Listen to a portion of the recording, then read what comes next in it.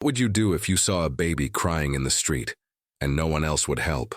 When a young schoolteacher stops to comfort a child left alone, she has no idea her choice will change the fate of an entire town. But someone is watching, and this baby's father is no ordinary man. Thank you so much for watching and for all your comments. Let me know at the end if you liked the story, and where you're watching from and why you're following this. The late afternoon sun cast long shadows across the dusty main street of Fort Stockton, Texas, in the summer of 1867. The small frontier town bustled with its usual activity, as settlers, soldiers, and merchants went about their business, their boots creating small clouds of dust with each step on the dry, packed earth. The heat was relentless, causing even the hardiest of men to seek shade wherever they could find it. Sarah Bennett wiped the perspiration from her forehead as she stepped out of the general store, her arms laden with supplies. At 24 years old, she was a striking woman with auburn hair pulled back in a practical bun and intelligent green eyes that held both kindness and determination. She had arrived in Fort Stockton 3 months prior, having traveled from Boston after the death of her parents.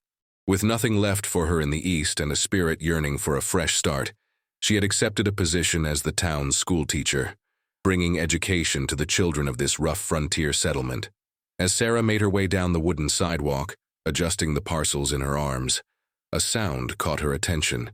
It was faint at first, barely audible over the noise of the town, but unmistakable once she focused on it. The desperate, frightened crying of an infant. She stopped in her tracks, her heart immediately constricting with concern.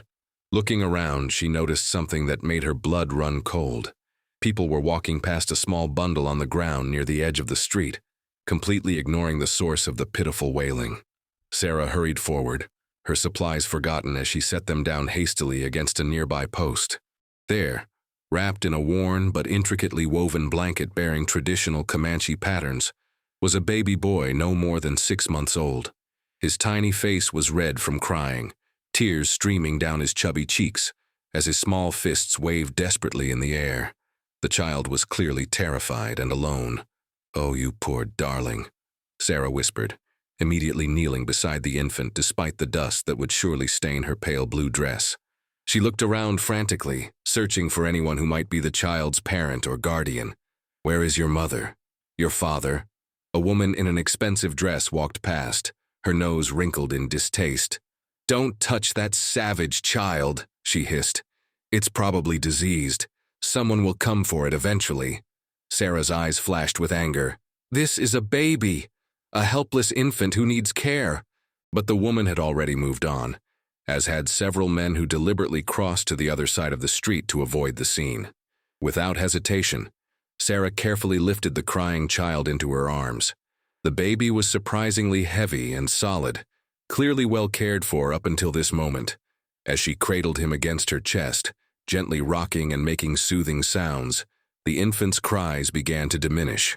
His dark eyes, wide with fear just moments before, focused on her face with an intensity that seemed far too knowing for one so young. "There now, sweet one. You're safe. I've got you," Sarah murmured, her voice soft and melodic.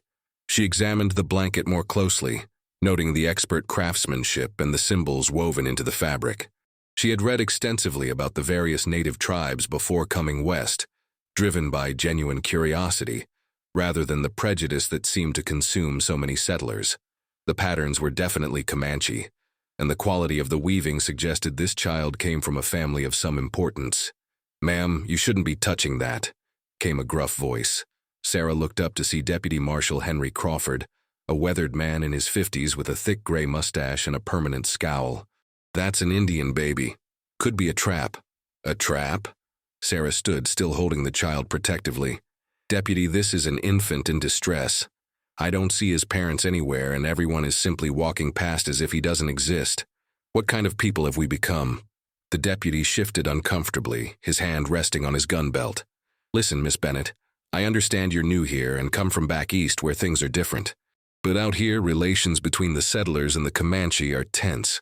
Real tense. There have been raids, attacks on both sides.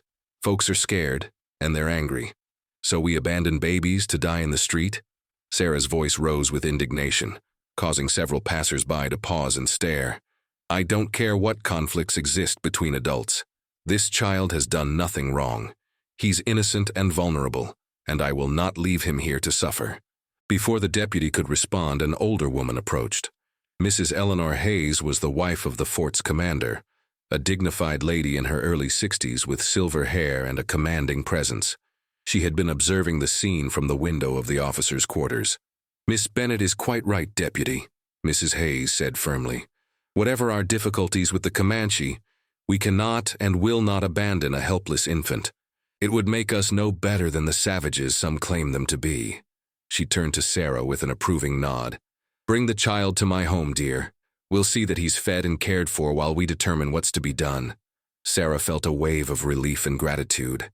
"Thank you, Mrs. Hayes. I was prepared to take him to my lodgings if necessary, but I fear my landlady would have objections." "Indeed she would," Mrs. Hayes agreed with a slight smile. "Come along now. The poor dear must be hungry." As they walked toward the commander's residence, Sarah couldn't help but notice the stares and whispers that followed them. Some faces showed approval, but many more displayed hostility or fear. She held the baby closer, protecting him from those harsh gazes with her own body. Once inside Mrs. Hayes's comfortable home, Sarah carefully laid the child on a soft blanket, while Mrs. Hayes prepared some warm milk mixed with water. The baby had quieted considerably but remained alert, his dark eyes following Sarah's every movement. "He's quite beautiful, isn't he?" Sarah observed, gently touching the baby's soft black hair. "Look at how bright his eyes are. He's taking in everything around him." Mrs. Hayes returned with the bottle and handed it to Sarah. "You have a gentle way with him. Do you have experience with children?" "I helped care for my younger cousins back in Boston," Sarah replied, carefully offering the bottle to the baby. He latched on immediately, drinking hungrily. But there's something universal about caring for an infant in need. It transcends culture or race. A wise observation, though one that many in this town would dispute, Mrs. Hayes said, settling into a chair nearby. "I must warn you, Miss Bennet, your actions today will likely not be well received by certain members of our community." "I acted according to my conscience and my faith," Sarah said firmly. "How could I call myself a Christian if I walked past a suffering child, regardless of who his parents might be?" Mrs. Hayes smiled approvingly. "You remind me of my younger self. When my husband and I were first stationed out west 30 years ago, I too believed that compassion could bridge the divide between cultures. Life has taught me that it's far more complicated than that, but I've never lost hope that understanding is possible." As the baby finished feeding, Sarah lifted him to her shoulder, gently patting his back until he produced a satisfied burp. The child seemed remarkably content now, his tiny hand grasping Sarah's collar as he nestled against her neck. "The question now is what to do with him," Mrs. Hayes mused. "His family must be frantic with worry. No parent would willingly abandon a child, especially one so obviously well cared for." "Could he have been taken during a raid?" Sarah asked, though the thought horrified her. "Unlikely," Mrs. Hayes replied. "The Comanche don't raid to steal children. That's more common with other tribes and in reverse. No, I suspect something else is at play here. Perhaps an accident, or the mother became separated from her people somehow." A knock at the door interrupted their discussion. Mrs. Hayes rose to answer it, returning moments later with her husband, Colonel William Hayes, and another officer. The colonel was a tall, imposing man with a military bearing that commanded respect. "Eleanor tells me you found a Comanche infant," the colonel said, his voice neutral but his eyes concerned. "May I see the child?" Sarah stood, still holding the now sleeping baby. Colonel Hayes approached carefully, examining the infant and particularly the blanket he'd been wrapped in. His expression grew serious. "This is troubling," he said quietly. "These symbols on the blanket, they indicate high status within the tribe. This child isn't from just any family. If I'm reading these marks correctly, this boy may be the son of someone very important, possibly even a chief. All the more reason his family must be desperately searching for him," Sarah insisted. "Colonel, surely there must be a way to return him safely to his people." The colonel exchanged a glance with his wife before responding. "Miss Bennet, you must understand the delicate situation we're in. The Comanche in this region are led by Chief Noconi and his war council. Relations are strained at best, hostile at worst. We've managed to maintain an uneasy peace for the past several months, but it's fragile. If this child belongs to someone in that tribe, and if they believe we've taken him hostage, it could spark a conflict that would cost many lives on both sides. Then we must make it clear that we intend to return him unharmed, Sarah argued passionately. Surely they would understand that we're acting in good faith. You have a noble heart, Miss Bennett, Colonel Hayes said with a sigh. But you don't understand how deep the mistrust runs. Atrocities have been committed on both sides. The Comanche have lost so much of their ancestral lands, seen their people killed, and their buffalo herds decimated, and settlers have suffered brutal raids in return. Each side blames the other, and neither is entirely wrong. Sarah looked down at the sleeping infant in her arms, so peaceful and innocent. This child represents hope, doesn't he? A chance to show that we're capable of mercy and compassion. If we care for him and return him safely, wouldn't that demonstrate our good intentions? Colonel Hayes considered Sarah's words carefully, his weathered face showing the weight of years spent navigating the treacherous waters between cultures. Or it could be seen as a manipulation, a way to gain their trust before betraying them yet again. Miss Bennett, I admire your optimism, but I've seen too many well-intentioned gestures turn into bloodshed. Then what do you propose we do? Sarah asked, her voice challenging. Keep this child here indefinitely? Send him to an orphanage back east where he'll never know his heritage or his family? That seems far crueler than taking a risk for peace. Mrs. Hayes interjected, placing a calming hand on her husband's arm. William, perhaps we should at least attempt to make contact. We could send word through the traders who have dealings with the Comanche. Let them know we have the child and wish to return him safely. The colonel stroked his mustache thoughtfully. The traders won't be back through here for at least a week, possibly 2. In the meantime, someone needs to care for the boy. He looked directly at Sarah. Miss Bennett, would you be willing to take responsibility for this child's welfare until we can arrange his return? I warn you, it won't be easy. Many in this town will not approve. Sarah didn't hesitate. I'll do it gladly, Colonel. This child deserves love and care, regardless of where he comes from or what others may think. Then it's settled, Mrs. Hayes said with satisfaction.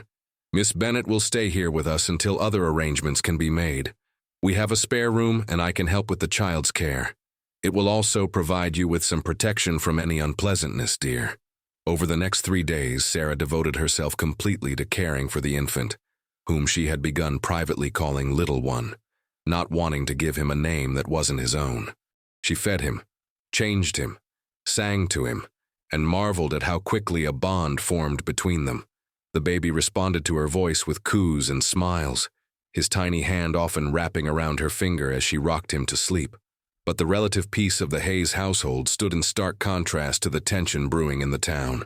Sarah could feel the hostile stares whenever she ventured out with the baby. She overheard whispered conversations that abruptly ceased when she approached.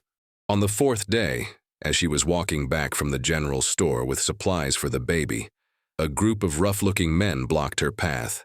That's far enough, schoolteacher, growled a burly man with a scar across his cheek. Sarah recognized him as Jake Morrison, a settler whose family had been killed in a Comanche raid 2 years prior. We've been patient, but enough is enough. That savage baby doesn't belong here. Sarah held the infant closer, her heart pounding but her voice steady. This baby belongs with his family, and that's exactly where he'll go once we can arrange safe passage. Until then, he's under the protection of Colonel Hayes and the United States Army. The colonel's getting soft in his old age, another man spat. That thing you're holding could grow up to murder our children. Better to get rid of the problem now. How dare you? Sarah's voice rang out with such force that several of the men actually stepped back. This is an innocent child. If you harm him, you're no better than the worst raiders who've ever attacked this settlement. In fact, you're worse, because you would murder a helpless baby in cold blood while claiming moral superiority. Miss Bennett, step away from those men. The commanding voice belonged to Lieutenant James Bradford, a young officer who had recently been assigned to Fort Stockton. He was tall and handsome, with sandy hair and blue eyes that could shift from kind to dangerous in an instant. Right now, they were fixed on Morrison and his companions with unmistakable threat. Colonel's orders. Anyone who threatens the child answers to me personally. The men grumbled but dispersed, though Morrison shot Sarah a look of pure hatred before leaving. Lieutenant Bradford approached, his expression softening as he looked at Sarah and the baby. "Are you all right, Miss Bennett?" he asked with genuine concern.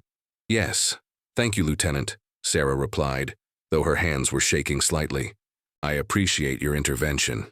"The colonel asked me to keep an eye out for you," Bradford explained, falling into step beside her as they walked back toward the commander's residence. He knew there might be trouble.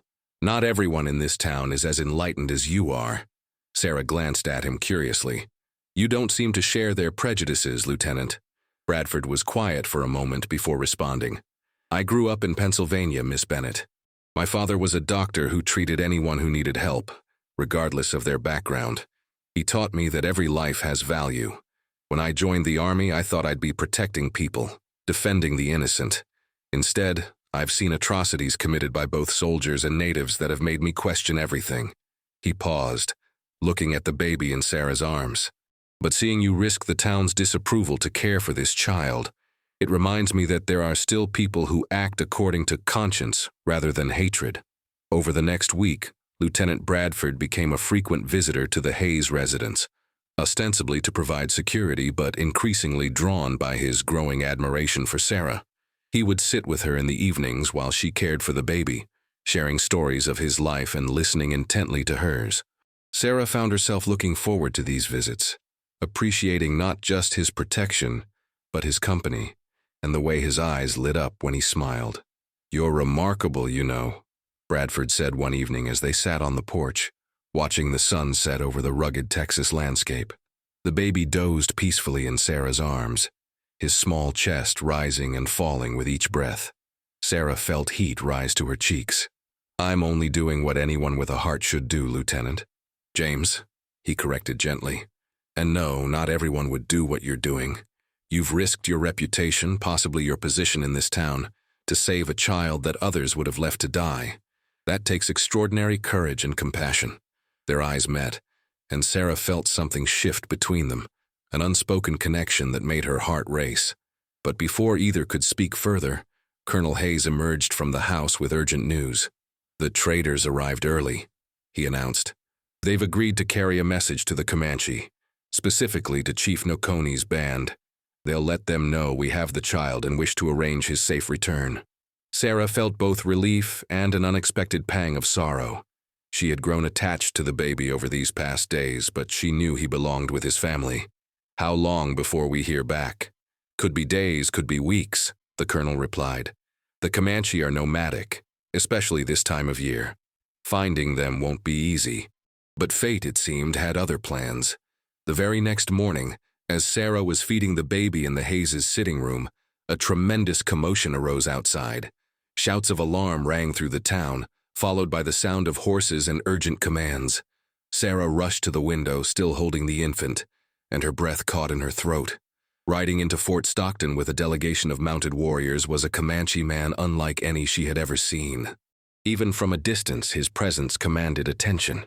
He sat astride a magnificent black horse with the bearing of someone accustomed to absolute authority. He was tall and powerfully built, perhaps in his early 30s, with strong features and long dark hair adorned with feathers and beads that marked his status. His chest was bare, except for a breastplate made of bone and leather, and his arms bore the scars of a warrior. "That's Chief Kutamia, Mrs. Hayes whispered, having joined Sarah at the window. Her voice held a mixture of awe and apprehension. "He leads one of the most powerful Comanche bands in this region. He's known as both a fierce warrior and a skilled negotiator. His name means eagle who soars. If that baby is his son." Colonel Hayes was already out front, standing with Lieutenant Bradford and several soldiers. The tension was palpable as the chief and his warriors came to a halt. Kutamia's dark eyes swept across the assembled settlers and soldiers with an intensity that made grown men shift nervously. He spoke in Comanche, his voice deep and resonant, carrying across the town square. An elderly trader who had been dealing with the tribe for decades stepped forward to translate. "Chief Kutamia says his son was taken from his mother 4 days ago when she went to gather herbs near the river. A mountain lion attacked, and in the chaos the child was lost. They have been searching desperately ever since. He says if his son has been harmed, there will be blood payment demanded. Sarah's heart was pounding. Without thinking, acting purely on instinct and faith that this was right, she walked out of the house and onto the porch, still holding the baby. The sudden appearance of a white woman with the Comanche infant caused an immediate reaction. Several warriors reached for their weapons, but Kutamia raised his hand, stopping them instantly. Their eyes met across the distance, and Sarah saw something that surprised her. Beneath the fierce warrior exterior was a father's desperate hope and fear. She walked slowly down the steps and across the dusty street, aware that every eye was upon her, that Lieutenant Bradford had moved to follow but was being held back by Colonel Hayes. "Miss Bennett, what are you doing?" the colonel hissed urgently, but Sarah didn't stop. When she was perhaps 10 feet from the chief, she stopped and gently held out the baby. Kutamia dismounted in one fluid motion and approached her cautiously, his eyes never leaving the child. As he drew closer, Sarah could see the raw emotion on his face, the relief and gratitude that transcended language and culture. "He's been safe," Sarah said softly, though she wasn't sure if he understood her words. "I've cared for him as if he were my own. He's healthy and unharmed. I would never let anyone hurt him." Kutamia gently took his son from her arms, holding the baby close to his chest.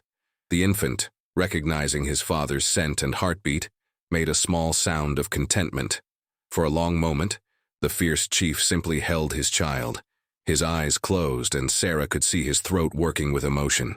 When he finally looked at her again, his expression had completely transformed. He spoke in his native language, his voice thick with feeling. The translator stepped forward hesitantly. "Chief Kutamia says you are unlike any white woman he has met. He says you have the heart of a mother and the courage of a warrior. He asks why you helped his son when others would not." Sarah met the chief's gaze steadily. "Because he needed help. Because leaving a child to suffer would be unconscionable. Because I believe that underneath our different skin and languages, we all love our children and would want someone to protect them if they were in danger." As the translator relayed her words, something extraordinary happened. Kutamia's stern expression softened into something approaching a smile. He spoke again, this time at greater length, his eyes never leaving Sarah's face. The translator's voice carried across the hushed crowd. "Chief Kutamia says you have given him back what he values most in this world. He says the debt he owes you cannot be measured in horses or weapons or any material thing. He asks what he can give you to honor this debt, for among his people, such a kindness must be repaid." Sarah shook her head gently. "I need no payment, Chief Kutamia. Seeing your son safe in your arms is reward enough. I only ask that you know not all white people wish harm to your family or your people. Some of us believe in peace and understanding." The chief listened to the translation, then did something that shocked everyone present. He carefully shifted his son to one arm and extended his other hand to Sarah in the white man's gesture of respect. When Sarah placed her hand in his, he clasped it firmly, his calloused warrior's hand engulfing her smaller one. He spoke again, his voice carrying authority and sincerity. "Chief Kutamia says you are welcome among his people anytime," the translator conveyed. "He says his tribe will remember your kindness, and that you will always have the protection of the Comanche. He says his son's life is bound to yours now by the sacred law of debt, and that this bond cannot be broken. If you ever need help, you need only ask, and it will be given." Before anyone could respond, a commotion arose from the back of the Comanche delegation. A young woman pushed forward on a paint horse, her face streaked with tears. She wore a beautiful dress of white deerskin, decorated with intricate beadwork, and her long black hair flowed freely down her back. When she saw the baby in Kutamia's arms, she cried out and nearly fell from her horse in her haste to dismount. Kutamia turned to her, speaking gently in their language as he transferred the baby into her arms. The woman clutched her son to her chest, sobbing with relief as she examined him carefully, touching his face, his hands, his hair, as if to convince herself he was truly unharmed. Then she looked at Sarah, and through her tears, spoke rapidly in Comanche. "That is Namid, the chief's wife," the translator explained. She says she will never forget what you have done. She says you saved not just her son's life, but her own, for she would not have survived losing her child. She says you have proven that the human heart can transcend the divisions between people, and that she will pray to the spirits to bless you with the same joy you have preserved for her. Sarah felt tears welling in her own eyes. Please tell her I'm grateful I was there when her son needed help. Tell her he's a beautiful, strong baby, and that I know he will grow to be as brave and honorable as his parents. As this exchange was translated, Namid stepped forward and, balancing her baby carefully, reached out to touch Sarah's face gently with her free hand. The gesture was so tender, so full of gratitude and recognition of their shared experience as women and caregivers, that it needed no translation. In that moment, Sarah understood that the bonds between mothers, between women who loved and protected children, could indeed bridge even the widest cultural divides. Kutamia spoke again, this time addressing Colonel Hayes directly. The translator relayed his words carefully. Chief Kutamia says that this white woman's actions have shown him that peace may be possible. He says that for her sake he will agree to meet with the white chief to discuss a treaty. He says he does not trust most white men, but he trusts the woman who saved his son, and if she vouches for the white chief's honor, he will give him a chance to prove himself worthy of peace. Colonel Hayes stepped forward, clearly moved by this unexpected development. Tell Chief Kutamia that I am honored by his willingness to meet. I give him my word as a soldier and a man that I will negotiate in good faith, that I seek a lasting peace that will protect both our peoples. The chief regarded the colonel for a long moment, then nodded slowly. He spoke again, his tone making it clear this was not a casual suggestion. Chief Kutamia says the white woman must be present at the negotiations. He says she will be the bridge between two peoples, the one both sides can trust. He says if she is not there, there will be no talks. Sarah's eyes widened in surprise. Me? But I'm not a diplomat or a negotiator, I'm just a school teacher. Lieutenant Bradford stepped forward, his voice steady and supportive. Miss Bennett, you've already accomplished what military force and years of conflict could not. You've earned the chief's trust and respect. You may be the only person who can help broker a real peace. Sarah looked from James's encouraging face to the chief's proud, expectant expression, to little Namid still holding her baby close. The weight of what was being asked of her settled on her shoulders, but she also felt a strange sense of rightness, as if this moment had been inevitable from the instant she'd stopped to help a crying baby in the street. I'll do it, she said quietly, then louder, with more conviction. I'll do whatever I can to help bring peace between our peoples.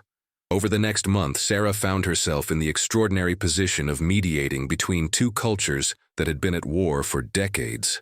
The negotiations took place in a neutral location between the fort and the Comanche camp, under the open sky with the vast Texas landscape bearing witness to this historic attempt at understanding. Kutamia proved to be not just a fierce warrior, but an intelligent and pragmatic leader who genuinely wanted to secure a future for his people. He spoke eloquently through the translator about the Comanche way of life, about their connection to the land, about the devastating impact of the buffalo's disappearance, and the constant encroachment of settlers. Colonel Hayes, in turn, explained the pressures from Washington, the unstoppable tide of westward expansion, the need to find a way for both peoples to coexist. Sarah sat between them, not just translating words, but helping each side understand the humanity of the other. She spoke of the settlers' desire for safety and opportunity, but also acknowledged the injustices that had been committed against the native peoples. She helped Kutamia articulate his people's needs in terms the military could understand and support. Lieutenant James Bradford attended every session, officially as security, but increasingly as Sarah's personal support. During the breaks, he would walk with her, offering encouragement when the negotiations became difficult, listening when she needed to process the emotional weight of what they were attempting. You're changing history, James told her one evening as they watched the sunset together, standing slightly apart from the others but close enough that their hands occasionally brushed, sending sparks of awareness through both of them. Real, lasting change. Do you realize how remarkable that is? Sarah turned to look at him, seeing not just admiration in his eyes but something deeper, something that made her heart race. I couldn't do it without your support, James. Knowing you're there, believing in what we're trying to accomplish, it gives me strength. James reached out and gently took her hand, his thumb brushing across her knuckles in a gesture that was both tender and electric. Sarah, these past weeks, getting to know you, watching you navigate impossible situations with such grace and courage, I've come to realize something. He paused, seeming to gather his courage. I've fallen in love with you, completely and irrevocably. I know this might not be the right time or place, but I couldn't let another day pass without telling you how I feel. Sarah felt tears spring to her eyes, but they were tears of joy. Oh, James, I feel the same way. I've tried to stay focused on the negotiations, but every time I see you, every moment we spend together, I fall more deeply in love with you. James pulled her into his arms, holding her close as the Texas sky blazed with color above them. When this is over, when we've achieved this peace, will you marry me, Sarah? Will you build a life here with me? Yes, Sarah whispered against his chest, feeling more certain of this than anything she'd ever decided in her life. Yes, I will. Their embrace was interrupted by a discreet cough.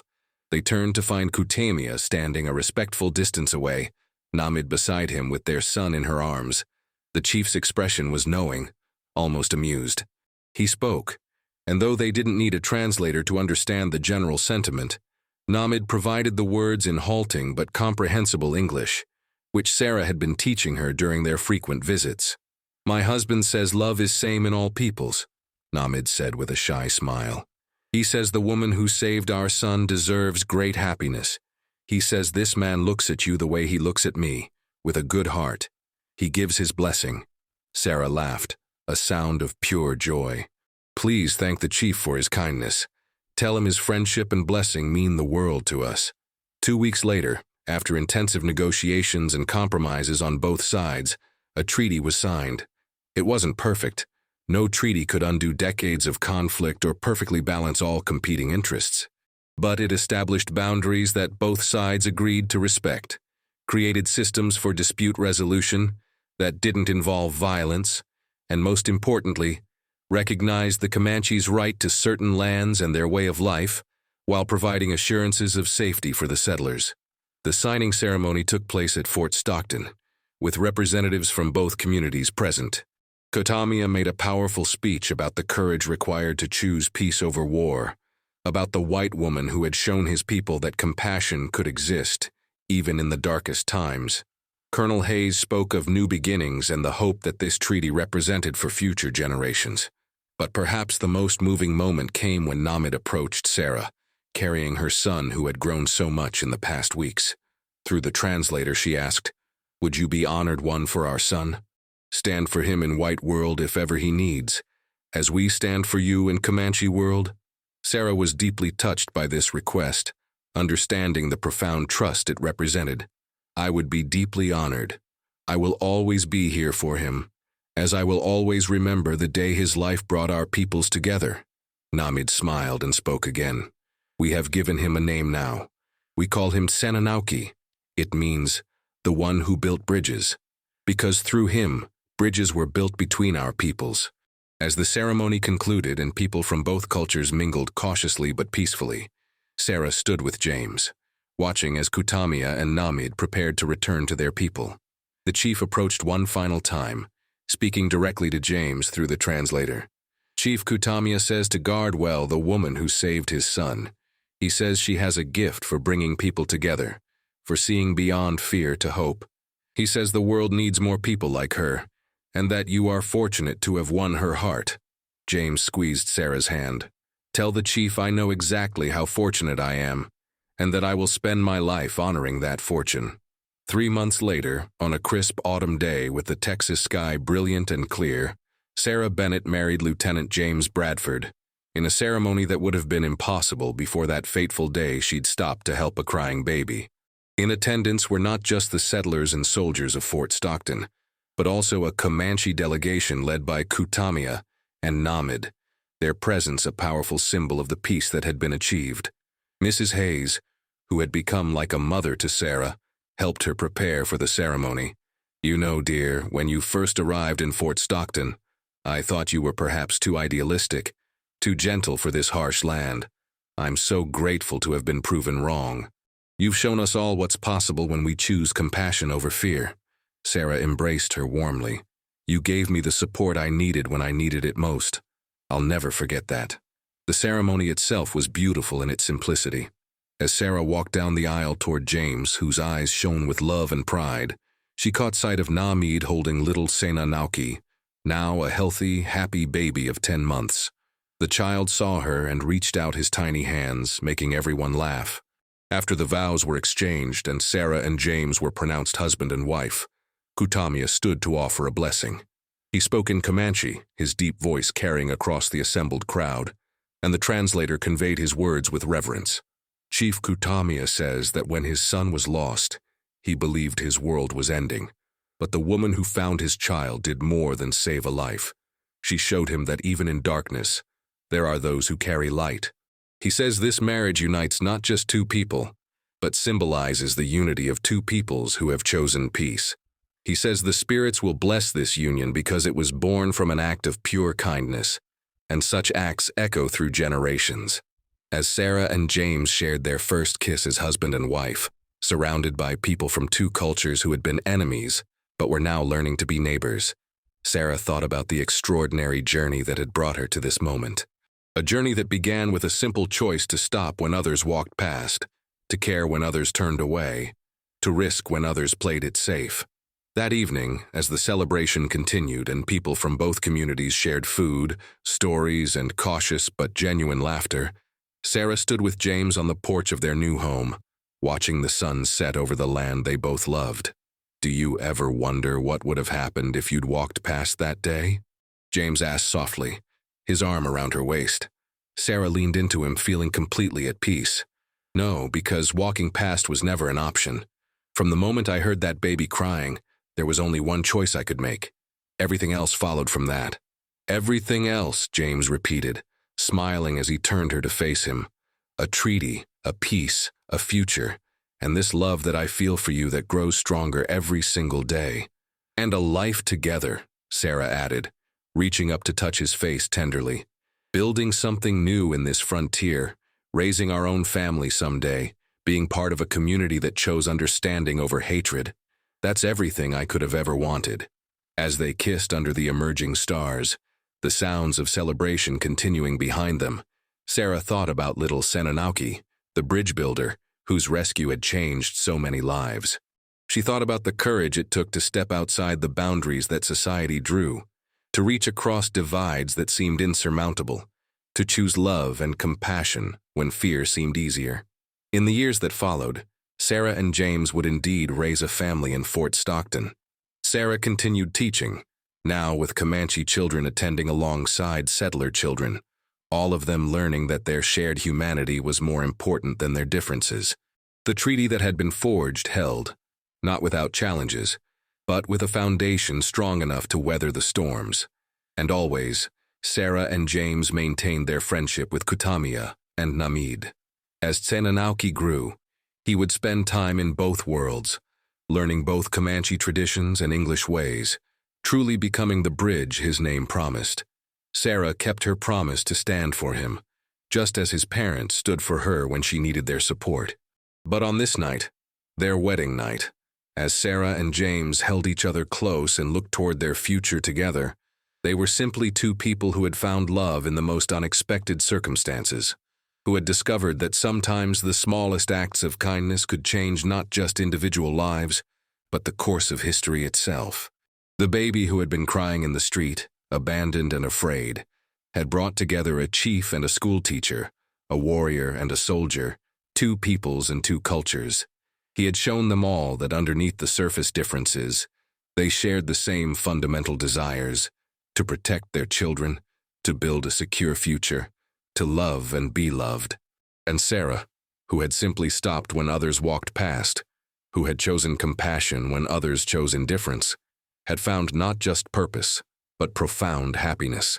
She had found her home, her calling, and her soulmate, all because she believed that every life mattered, every child deserved protection, and every human being deserved dignity and respect. As the stars wheeled overhead in the vast Texas sky, as the sounds of two cultures celebrating together drifted on the evening breeze, Sarah and James began their new life together with hearts full of hope, love, and gratitude for the extraordinary journey that had brought them to this perfect moment.